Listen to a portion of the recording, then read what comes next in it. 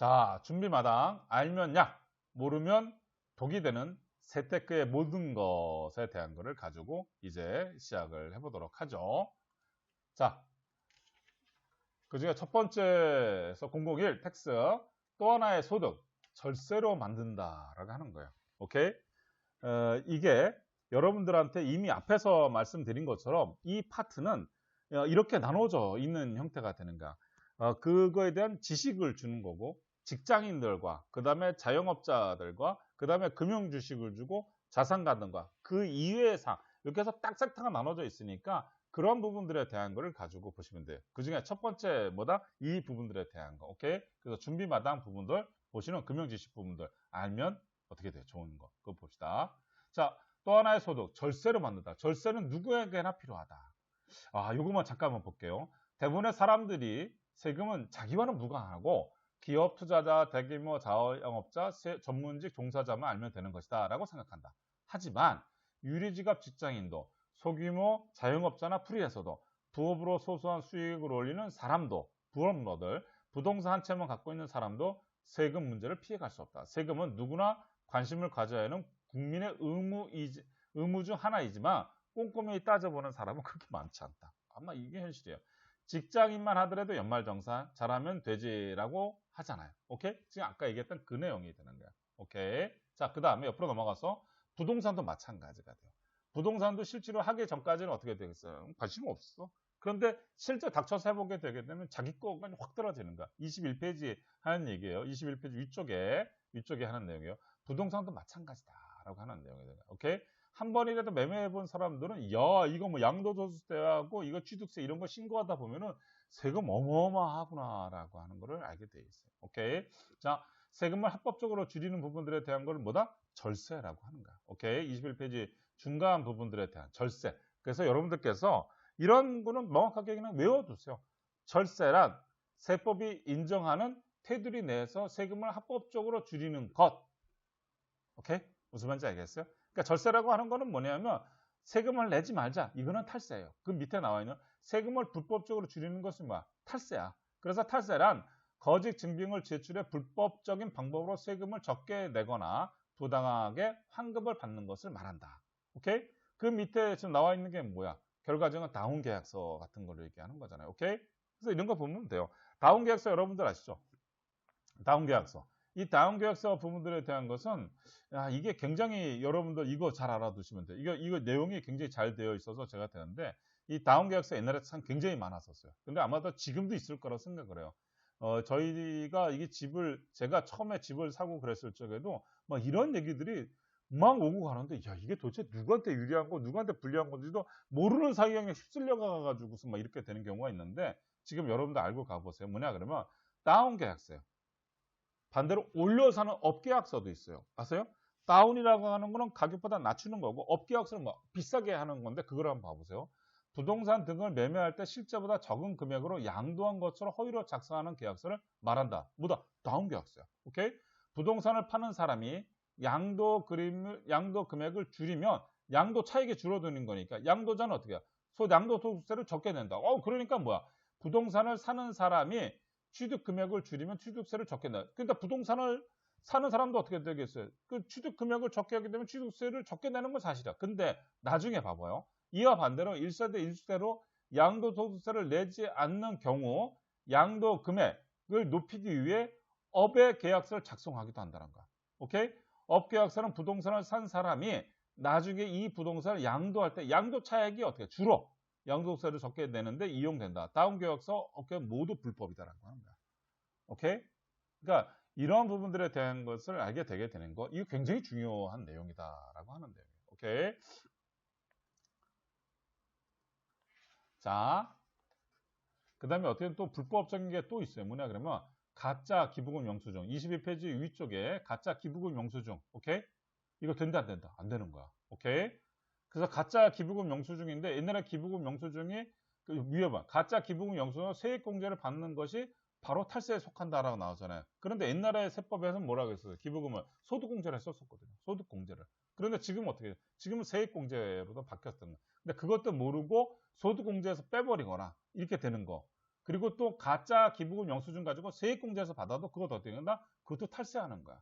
그러면 이것에 대해 가지고선 가만히 두느냐? 그렇지는 않다라고 하는 거야. 그래서 탈세를 제보하게 되게 되면 무거운 세금 추징과 가산세가 이루어지는 거예요. 여러분들 탈세를 제보하잖아요. 그럼 그 밑에 한번 봐봐요. 두 번째 탈세 제보. 오케이? 탈세를 제보하는 사람에게 해당 세액의 몇 프로? 5 내지 20%. 최고 얼마? 40억을 한도로 해서 막 지급해줘요. 국세청에서. 오케이?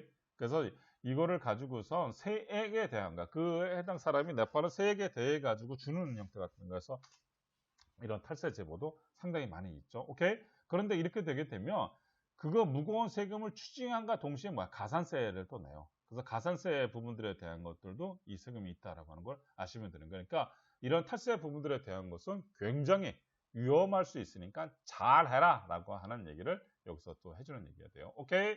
23페이지에 002, 텍스 002 소득이 많지 않은데 재테크가 필요할까? 제가 아까 얘기했었죠. 직장 처음 들어가시는 분들이라든지 소득금이 적으신 분들이 이제 이런 질문들을 많이 하시고 나 필요 없는데요 라고 하시는 경우가 상당히 많이 있어요. 한번 보도록 하죠.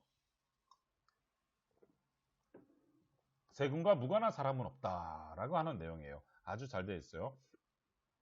이제 막 취업한 신입사원 A씨는 나와요. 그러죠. 그 사람이 뭐냐면 전 집도 없고 차도 없고 소득 금액도 많지 않은데 세탁할 만한 게 있을까요? 라고 해서 어떻게 되겠어요? 없다고서는 자신 있게 얘기를 해요. 나는 없는 사람이야. 그런데 이건 뭐냐 그러면 여러분도 알려주세요. 뭐냐면 자신도 모르게 내는 세금이 있다. 그럼 네가 알고 모르는 내는 세금에 대한 걸 혹시 아느냐라고 물어봐 보세요. 그러면 몰라요. 알고 있다? 알고 있는 세금에 대한 건 뭐야? 월급 받고 나서 내는 건 뭐야? 근로소득세. 오케이? 강크세면 내잖아. 그렇죠? 그거는 뭐야? 알고 내는 세금이라고 이제 본인도 얘기를 하겠죠. 오케이?